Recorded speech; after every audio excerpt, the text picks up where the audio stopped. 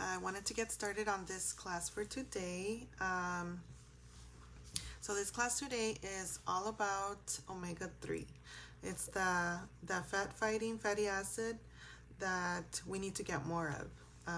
For those of you that are new to my group, I know there's a lot of new faces here. My name is Lisandra Rubalcava. I'm a registered nurse. I've been a nurse for 6 years, and now I am also a pre-diabetes health and wellness coach. So I've always been passionate about health and wellness. So now I'm here hoping to teach you guys something that's going to be useful for your daily lives and for your health. So let's get started. So many of us have been told to eat less fat. So for a long time that was the thing, but now there's been a lot of research indicating that we should be eating fats, but of course there's good and bad fats. So we need to start including more good fats in our bodies because our body needs fats to be able to function. We have to make sure that there is a balance in the fats that we take in. We need to know that what fats we're taking in and making a plan to include these types of foods in our diets. So if you're eating a healthy, balanced diet, most likely you're gonna eat the right amounts of fats. So what fat am I talking about? Like I said, it's a fatty acid, it's omega-3. And this fatty acid not only helps keep your heart healthy, especially for people that are pre-diabetic or have type 2 diabetes, but it also helps you burn more fat. So it helps you lose weight faster, and which is a good thing. A lot of people should be consuming this in their foods. So it helps you lose weight, it helps keep your heart healthy, and it also helps improve the way your cells respond to insulin. So there's two types of omega-3s, and the first one is EPA, which has a very long name.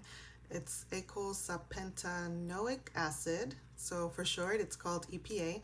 And then there is DHA, which is the docosahexaenoid acid. And there's also another fatty acid, it's called alpha-linolenic acid, or for short ALA. And that one is a fatty acid that kind of magically converts itself into omega-3. So it's also a beneficial fatty acid that you should be eating more of. So the health benefits of omega-3 or eating foods that are rich in omega-3 were discovered in the 1970s when researchers found that Inuit Indians in Greenland, or Inuit natives in Greenland, had very low rates of heart disease, which was credited to the fact that they have a traditional diet that is rich in fish, eating fish. Also, people from Alaska and Japan, they also have diets that are rich in fish, and they have very low rates. Hey, Sonia. They have very low rates of heart disease and deaths that are contributed from heart disease. So how does omega-3 protect your heart? It helps by reducing the inflammation in your body. It prevents from blood clots. It prevents your body from making blood clots that can cause heart attacks. It helps slow down your heart rate. So like if you suffer from tachycardia, which is a fast heart rate, it can help slow it down. It also relaxes the blood vessels in your body, which makes and helps the blood flow easier through your body to get the oxygen throughout your body. So omega-3 is an unsaturated fat, and there's other omegas. There's also omega-6, which is also an unsaturated fat, and omega-9. So I'll talk a little bit about omega-6, but mostly our focus is on omega-3. But because a lot of us eat a lot of foods that are processed, we're eating more omega-6 than omega-3. So there should be a balance between all the omegas. We should be eating equal amounts, but unfortunately most of us are only mostly eating omega-6. So sometimes when that happens, there's a disbalance. So because of the processed foods, we're getting possibly about 15 to 70% more omega-6 than omega-3. So what we have to do is avoid heavily processed foods, like, pastries and things that come already prepared that you just stick in the microwave. And when these two fatty acids are not equally ingested and you're consuming more omega-6, what happens is you start to develop other health problems like depression, autoimmune, inflammatory diseases, and of course, abnormal heart rates. So it's really important to keep both of these balanced. So now talking about weight loss, how does omega-3 help you lose weight? When you're eating a balanced diet and you're getting enough omega-3, you're definitely going to see a change on your scale, but more importantly, you're going to see a change in your waistline. So you're going to notice that you're losing weight around your waist, and you're looking thinner, slimmer. Of course, all fats, whether they're good or bad, they promote a feeling of fullness in your body. So that's why when you eat a fatty burger or a piece of cake or something that has a lot of fat, it sends a signal to your brain that you're full and satisfied. So that's why you have to eat the good fats, because they promote a feeling of fullness in your body. So there was a study in 2007 that was published by the American Journal of Clinical Nutrition, and they suggested that omega-3 helps burn body fat. So it helps burn more body fat. It shrinks abdominal fat cells, so they're becoming smaller. And then it also prevents certain genes in our bodies that trigger inflammation and belly fat from being activated. So there's certain genes that most of us that might have that will cause inflammation, which makes our bellies look bigger. And there was another study in France that worked with 27 women. All these 27 women, they all had type 2 diabetes, and they were placed in different groups. So both groups ate 55% fat or calories from carbs, 15% from protein, and then 30% from fat. So one group was given 3 milligrams of omega-3 every day, and the other one, they were given a placebo. So at the end of the study, the women that took the omega-3 supplement, they lost about 3 more pounds of trunk fat than those that didn't take the omega. They also saw that a decrease in their fat cells. Those fat cells in their bodies, they shrank by 6.2%, versus the women that took the placebo, they actually saw an increase in their fat cells by 1.2%. So it makes a difference in how large your fat cells are. And then there was another study that was done by the University of Georgia.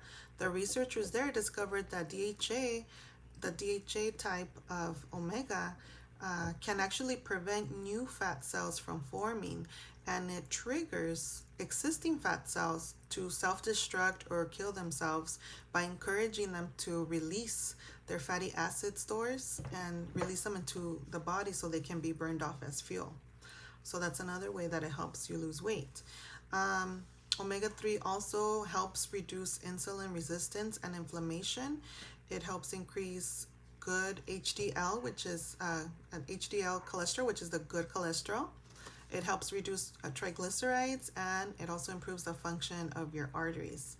It's very important because for type 2 diabetes, if somebody is at risk for type 2 or they are type 2 diabetic, they're at a higher risk for heart disease. So having or increasing omega-rich food in their diet can really help them deter from becoming from having heart disease. So omega-3s, especially EPA, the EPA, remember there's DHA, EPA, ALA, but EPA helps reduce small, dense, low density lipoprotein. Sorry, my dogs are barking out there. There must be a squirrel. Or SDLD, which is the bad cholesterol that leads to heart disease. It also helps lower C-reactive protein, which is the marker for chronic inflammation. And that also contributes to when you have high CRP, which is the C-reactive protein, it contributes to artery damage, which encourages higher rates of blood clotting, which is not good because that can cause heart attacks. There's a lot of research that indicates that when you have higher CRP levels in your body, it can also predispose you to developing metabolic syndrome, which is where you can't really lose weight, or it also predisposes you to type 2 diabetes as well as heart disease. So it's really important to try to eat more foods in your diet that contain omega-3. So how do you increase omega-3? You want to cut back on processed foods. You want to try to make your own salad dressings that include walnut, canola, and flaxseed oils. You want to try to eat at least 2 to 3 times a week. Try to eat fish such as salmon, shrimp, tilapia, tuna, and it could be 3 to 4 ounces with each meal, 2 to 3 times a week. Also add tofu to your diet. Tofu is high in omega-3s. You can also add 1.5 tablespoons of ground flaxseed to your meals or to a smoothie, or 1 teaspoon of flaxseed oil to your diet every day, and this will definitely help increase the omega-3s that you're consuming. Eat walnuts. Walnuts are the only nuts that are rich in omega-3, and also they're heart healthy, so it's a good combination. You can also try to switch to eggs that are enriched with omega-3s. For people, I know there's a lot of people that don't like fish, so if you're one of those people that don't really like to eat fish, you can increase foods that are rich in ALA, which is the fatty acid that converts to omega-3. And these are flaxseed, canola oil, walnuts, soybeans, and tofu. So that's one way of doing it without taking supplements. Include more of these foods in your diet. If you want to take a supplement, that's also good. You just want to make sure that you're looking at the guidelines of how much you should be taking per day, and making sure that it includes enough of what you want to be including in your diet. So that's it for today's class. Sorry about all the distractions with my dogs. But thank you so much for watching. I hope you guys learned something new. And if you have any questions, message me or leave me a comment. And I will also be posting a visual for you guys to see how omega can be increased in your diet. So have a good evening, guys, and thank you so much for watching.